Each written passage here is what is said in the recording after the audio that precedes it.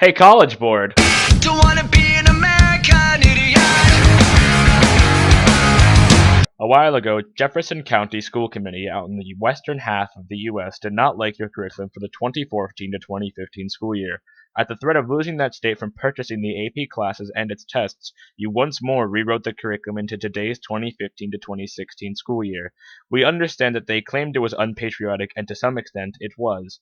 But this year's curriculum is far too generalized and censors a lot of important American history. But there is a middle ground between censoring to the point of making it meaningless and making it so anti-American we get a convoluted view of our own history. For the most part, the evidence will be coming from periods 4 and 5 from both curriculums, as many of the issues were found there. One of the most notable issues with the newer curriculum is its very limited use of the word slavery. The 2015 to 2016 curriculum uses the word so sparingly as if they wanted to believe it didn't happen, but in the 2014 to 2015 it is thrown around on a whim to get the point across of exactly how racist Southern America was, almost to the point of radicalism. But neither of those approaches work, as you miss a historical significance either way. History should be presented in an objective manner, not trying to force interpretations on students. The information should be unrestricted and have students make the call for themselves.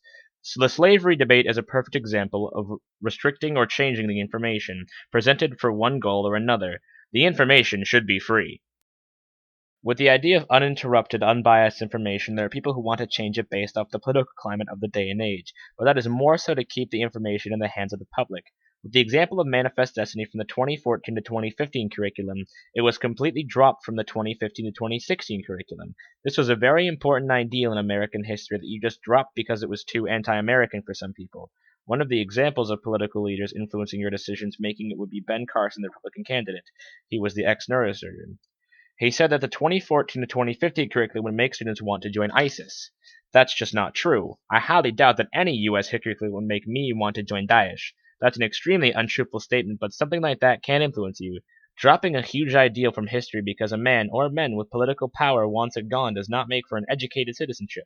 It makes for controlled citizens. History serves to help us understand who we are as people and bring us together under knowledge of who we are as a culture, not drive us apart at the seams. The full picture of history is needed for a greater understanding of humanity. Yes, you should have revised your curriculum, but not so generalized. Tell the students about the awful parts of history, but make sure that you inform that America did good things as well. Make sure history is free information and that history is unaltered information. History should be objective so that students can make the judgment call for themselves.